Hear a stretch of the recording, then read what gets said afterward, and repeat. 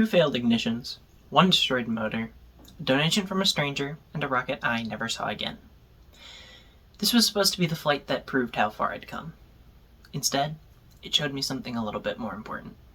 This is the story of Moroaică 0. This project wasn't meant to go to some crazy speed or altitude, but instead test my fundamental knowledge. I've been flying low-power rocket kits for almost a decade, but some goals simply require me to go bigger. And bigger means certifications. For those who are unfamiliar, there are 2 major governing organizations within model rocketry, that being the National Association of Rocketry, or NAR, and Tripoli. Both organizations operate on a 3-tiered approach to high-power rocketry. Starting with low-power rocketry, however, you can buy any motor from A through G impulse class, each letter being double the next. For level 1, that gives you access to H and I impulse rocket motors. For level 2, you get J, K, and L impulse rocket motors, and for level 3, you get M, N, and O rocket motors. Now, I always second-guess myself, so going for a certification seemed insanely daunting at the time. So why not build something smaller that doesn't need a certification to prove to myself that I can build something capable of doing so? Before we can build this rocket, though, we need to lay out some goals. First, we need as big a motor as we can buy without a certification. Second, I would like to 3D print the fin can for ease of assembly. 3, I'd like to get the rocket back, obviously, which is a requirement of certification, but also I'd like to include the Jolly Logic shoot release in my recovery system. 4, I'd like to get onboard video, as I'd like to make a video about this rocket. And 5, I'd like to gain enough confidence to build a level 1 certifying rocket. Without further ado, let's get to the build. To achieve goal number 1, we need to find the biggest non-level 1 rocket motor that we can. What I found was the G80 from Aerotech. It's a pretty powerful ammonium perchlorate composite propellant rocket motor of the 29mm variety. So that means we need a rocket with an internal diameter of at least that. However, to satisfy my experimental camera setup, we're going to bump the diameter out to 38mm. I used SolidWorks to model the motor mount, outer tube, and fins as a single homogeneous piece that I could print. I also printed a mount for the camera in the upper section of the rocket, and I printed an odd-looking piece that is intended to act as a baffle to help protect the parachute from hot ejection gases. Once the pieces were printed, I simply put them together like Legos.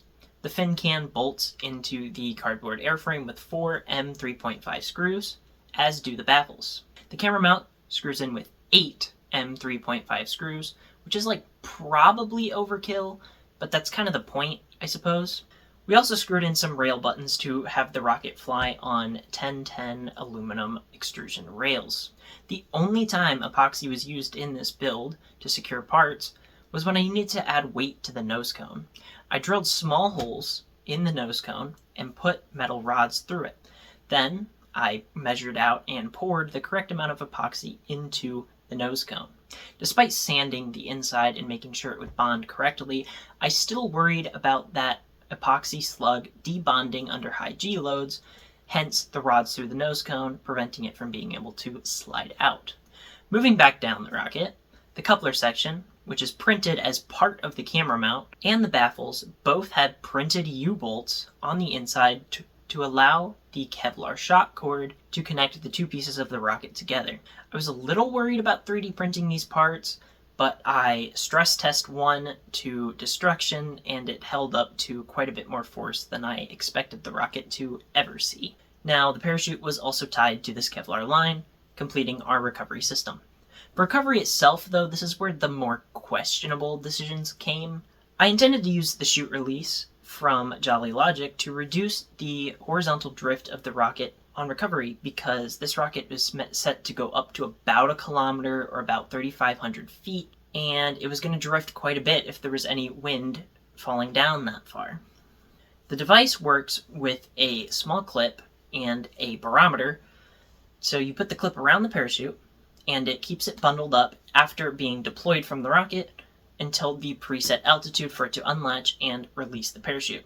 However, with the chute I intended to use, plus the Jolly Logic chute release, didn't really fit inside the airframe. To remedy this, I took an 18-inch Estes chute. You know, the kinds that, like, break under any real kinds of forces. Regardless, we moved past this, and after a coat of silver and gray paint, it was ready to launch. After a restless night, it's now launch day. After loading up the car, we can make the 3-hour journey across nearly the entire state, only staying awake with a nice can of Dr. Pepper and a nice playlist. Eventually, I arrived in Ames to pick up another person and grab a bite to eat for breakfast. After eating, we drove right out into, as an Iowan of 10 plus years, literally the most middle of nowhere I have ever been. As we pulled off into the side of the road at the rocket launch site, the anxiety immediately spiked. Luckily, though, we pulled in just in time to watch the first few flights fly. 2, 1, launch. Smoke, fire, boost. Good luck. Level 1 certification. First one to fire on the farm. Pad 3, we're ready to fly. 5, 4, 3, 2, 1. Looks good. 3, 2, 1. Hey, it's off to space. There we go. Yep. Nice, Sparky. 2, 1. 5, 4, 3, 2, 1. Oh my. 5, 4, 3, 2, 1. 5, 4, 3, 2, 1. Several amazing people flew some amazing rockets, and it was great to watch. This was the first rocketry event I ever attended, and I'd like to thank the Iowa Society of Amateur Rocketeers, or ISOAR, for their kindness. Eventually, though, it was my turn, and I prepped the rocket. I submitted my flight card, and I took the rocket out to the pad. We inserted the igniter, had good continuity, and walked back behind the flight safety line. When it was our time to launch, and the button was pressed, the rocket didn't fly. Good luck, guys. We're going to fly you here in 5, 4, 3, 2, 1. Oh. Nope. Pretty energetic, but it didn't light for some reason. Needs a new igniter. The rocket jumped a few feet in the air and fell back down, staying on the rail. When we got out there, we discovered that the motor was in pieces. But the rocket was mostly unscathed, surprisingly.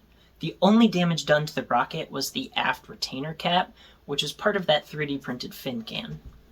Upon inspection, we discovered that the likely cause of failure was that the igniter supplied likely overpressured the rocket motor when it attempted to ignite. The rocket motor then underwent its preferred failure mode of blowing out the nozzle without igniting any of the fuel grains. Thankfully, the people at the event truly came through. Out of the kindness of his heart, a gentleman gave us a G-74 rocket motor so that we could reattempt the flight. We took the rocket back out to the pad, but had to stand down because jumping up and down on the rail ripped out one of the rail buttons. After a quick repair, we pressed on to launch.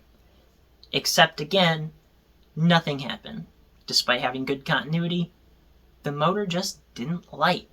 We took yet another igniter out to the pad, put it in, got good continuity, and walked back behind the flight safety line. As it turns out, third time is indeed the charm. However, that was also the last time the rocket would ever be seen.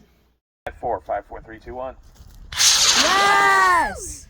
Look at that. Oh, it's in the sun. I lost that already. We took to the field to check all the areas it could have landed, after everyone at the site lost it as it crossed the sun. These sites included the areas where it should have landed per our simulations if the parachute never deployed and it came in ballistic, the rocket separated but didn't deploy the chute, or a successful parachute deployment. It was in none of those sites, and it was gone with all the expensive electronics. There are few words I can use to describe how the drive home back felt being empty-handed. I was angry and I was bitter.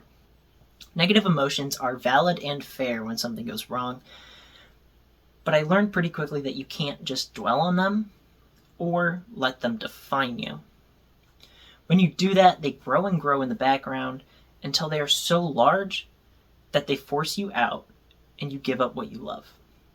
With that said, let's figure out what happened. Right, so let's consult our original goals. We wanted to fly with a big and powerful motor as we can. We wanted to 3D print a fin can and fly it, obviously. We wanted to get the rocket back. We wanted to get onboard video. And we wanted to gain confidence. We can cross off the first goal because we did fly a motor of mid-power class that is close to the maximum limit that you can fly without a certification. We can also cross off the second goal of flying a 3D printed fin can because we can see in the video that the rocket flew cleanly through boost phase with the 3D printed fins and they held up. Sadly, we can't cross off 3 because we did not recover the rocket, and thus we have to cross off 4 because onboard video would also require us getting the rocket back unless we were doing the black magic of radio. I have several ideas for why this failed.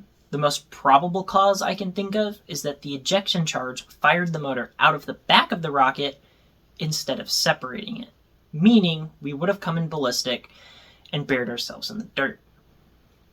Remember when I mentioned that our retaining cap was damaged when the G80 motor overpressured? We flew without it. I had assumed the motor was so friction fit so incredibly well that we had to scrape off the label to fit it in the motor mount that it would stay in. It was also much easier to pull the pieces apart than it was to pull the motor out, so I assumed it would have been fine. However, I'm not so sure that this is the failure mode, though it's one of the most probable, because again, it was so much easier to separate the pieces and pressurize that volume than it was to get that motor out of there. Either way, we didn't find any wreckage of the rocket, not a shred, so we have no idea what the true cause of failure was. It was floated that the chute itself, being quite under spec, may have shredded as it deployed and we came in semi-ballistic, but after searching for an hour with a drone, there was nothing on the surface. The same goes for the parachute deployment. Regardless, the rocket was gone, nobody found it, we don't know truly what the failure was. As for the fifth goal, you know what? I think I did actually gain confidence. I mean, I got out there, I flew the rocket despite the incredible anxiety of doing so, and it kind of worked. 3 out of 5 goals is 60%, which is a passing grade. I learned about how I react to my anxiety and how it affects my ability to do these type of projects, and I had a good time overall. It's time to go bigger, higher, faster, and get a level 1 certification. I want to do too many projects that would need high-power motors to pass up attempting it. I hope you can take something away from this, and if nothing else, just remember that failure does not ultimately mean you're defeated. If you'd like to support more of this content, simply commenting to boost the algorithm would be massively helpful. And if you're so inclined, you can leave the video a like or even subscribe. If you'd like to be generous, I have a Patreon link in the description. There aren't any perks yet, but as my community grows, I am sure to add some. Remember to fly high, fail proudly, and build again. See you next time.